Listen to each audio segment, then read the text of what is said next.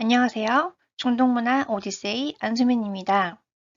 이번 영상에서는 지난 시간에 이어 두바이 박물관의 클라이막스와 결말 부분에 해당하는 전시관인 시장과 도시 전시관, 사막과 오아시스 밋업 전시관, 그리고 고대 유물 전시관을 설명해 드리겠습니다. 시장과 도시 전시관은 1950년대 두바이 시장의 제조업자, 무역인, 상인, 그리고 도시인들의 생활 모습을 재현한 디오라마를 순차적으로 전시하고 있습니다. 전시관 입구에는 다음과 같이 선착장 인근의 시장에서 커피를 마시거나 모형 배를 만들고 있는 아이들과 배를 수선하고 있는 소년들, 그리고 갑판에서 물건을 하역하는 노동자의 모습을 볼 수 있습니다. 전시관 안쪽으로 진입하게 되면 시장과 도시 사람들의 다양한 생활 모습을 자세히 묘사한 전시 공간에 방문하게 됩니다. 먼저 전시관 오른쪽에는 다양한 소품과 매직 비전을 활용해 목공의 작품을 제작하고 있는 소목장의 모습을 볼 수 있으며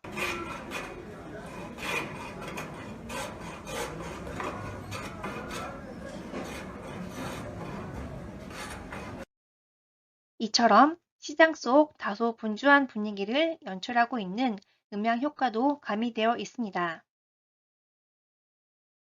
향신료 상점에서는 상점 안을 정돈하고 있는 상인의 모습을 재현한 모형을 설치하고 그래픽 패널에 두바이의 향신료 시장에 관해 설명하고 있습니다. 참고로 두바이는 인도를 통해 이 향신료를 수입해 왔으며 과거 중요한 가치를 가졌던 교역품이었습니다. 이 사진은 과거 아시아와 유럽을 이었던 교역로를 표시한 지도로서 이 당시 무역 상인들은 낙타와 선박을 주요 수단으로 하여 육로와 바다를 통해 다른 대륙을 드나들었습니다.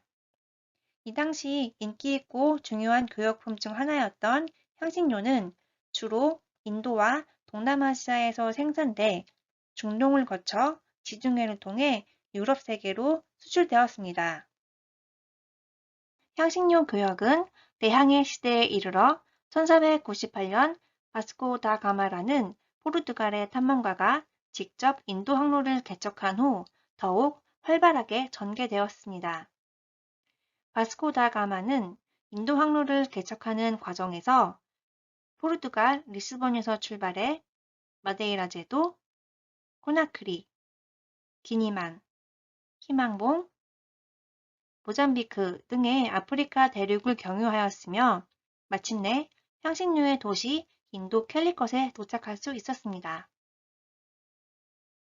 식료품 상점을 방문하게 되면 고객을 맞이하는 듯한 상인의 모습이 재현되어 있습니다. 특히 상점 입구에서도 광고하고 있으며 선반의 중앙에도 진열되어 있는 빔토는 중동 지역에서 인기 있는 과일 음료로서 무슬림들이 라마단 기간에 단식을 마치고 즐겨 마시는 음료이기도 합니다. 전통 의상을 제작하고 있는 재단사와 그 모습을 지켜보는 남성의 모습도 묘사되어 있는데 이 아랍 남성의 전통 의상은 사막에서 더위와 모래바람을 막기 위한 용도로 제작되었으며 각 명칭은 다음과 같습니다. 먼저 머리에 두르고 있는 검은 띠인 이갈 혹은 아갈은 얼굴과 머리를 가리는 구트라 혹은 시막을 고정하기 위해 사용되며 마지막으로 긴 치마 같은 겉옷은 사업이라고 합니다. 다음 사진은 진주 상인들의 모습으로 자세히 보면 진주의 등급을 결정하기 위해 흥정하고 있음을 알 수 있습니다.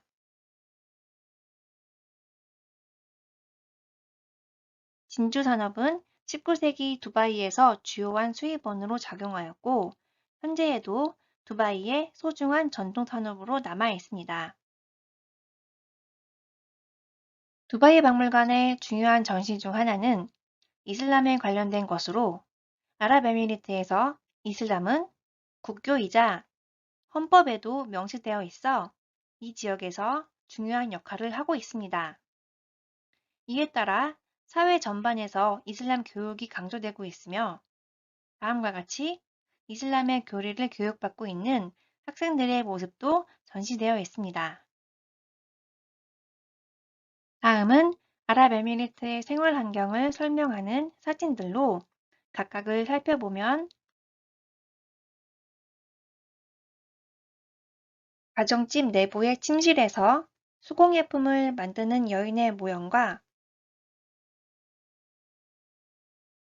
통기성을 강조한 전통 가옥의 굴뚝 구조와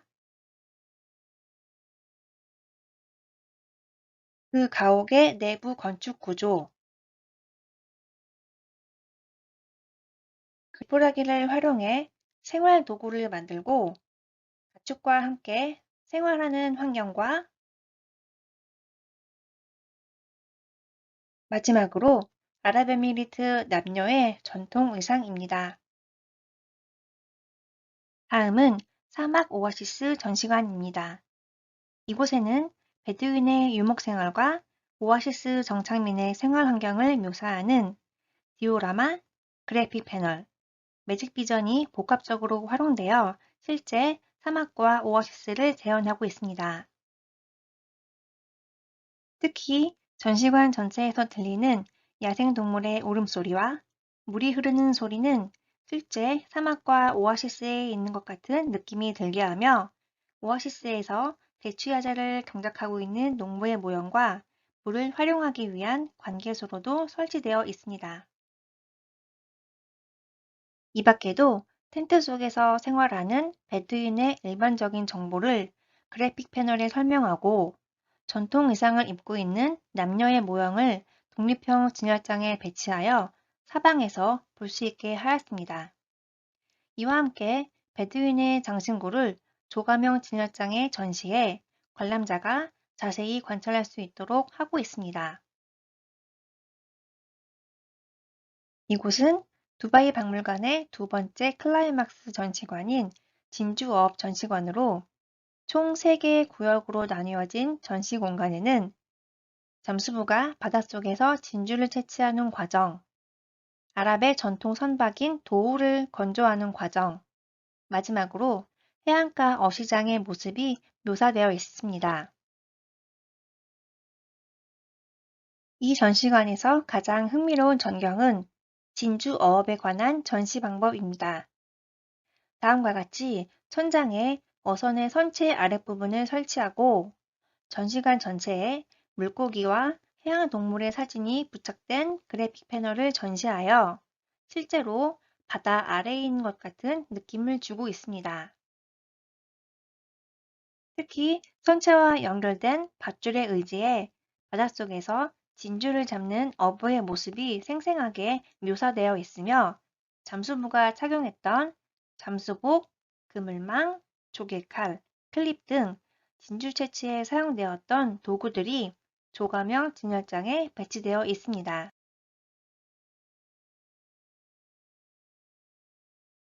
오아시스 전시관을 나와 통로를 지나면 고대 유물 전시관으로 진입하게 됩니다. 이 과정에서 인상적인 전시품을 볼 수 있게 되는데 고대 유적을 발굴하고 있는 고고 학자들의 모습의 디오라마와 무덤에서 발굴된 유골의 모형이 전시되어 있으며 무기, 그릇, 장신구 등 다양한 발굴품도 벽보형 진열장에 전시되어 있습니다. 두바이에서 발견된 고대 유물은 주로 해안 지역에 위치한 알수프와 um무스가임, 주메이라 지역과 내륙 지역에 위치한 알쿠사이스 지역에서 발견되었으며 이곳에서 발견된 청동검, 화살촉, 장신구, 토기 등의 유물은 고대 유물 전시관에 기원전 3세기부터 이슬람 시대까지 시대별로 나뉘어 벽부형 및 독립형 진열장에 배치되어 있습니다. 고대 유물 전시관의 유물은 다음과 같이 사진과 함께 전시되고 있으며 다양한 도자기와 그릇뿐만 아니라 주메이라 지역에서 발견된 시장터, 집터, 무덤의 모형도 이와 같이 조가명 진열장에 전시되어 있습니다.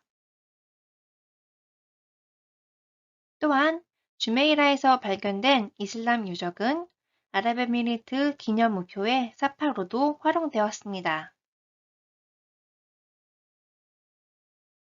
지금까지 두바이 박물관의 각 전시관을 살펴보았으며 전시관의 모형과 유물을 통해 과거 두바이에 거주한 사람들의 생활 모습과 고고학적, 역사적 사실을 되짚어 볼 수 있었습니다. 이와 같은 두바이 박물관의 전시 내러티브는 두바이가 고대 역사를 가진 지역으로 과거 진주어업과 국제무역 도시로서 걸프 지역의 중심지 중 하나였음을 말해주고 있습니다. 다음 영상에서는 18세기 걸프 지역의 주요한 중심 세력이자 강력한 해상 세력을 가졌던 까와신 부족의 나라인 샤르자의 해양 박물관에 방문하여 샤르자의 역사와 아랍의 전통 상선인 도우, 전투용으로 사용되었던 바틸, 그리고 해상무역에 사용되었던 바글라 등 걸프 지역의 전통 선박에 대해서 알아보겠습니다. 중동문화 오디세이였습니다. 감사합니다.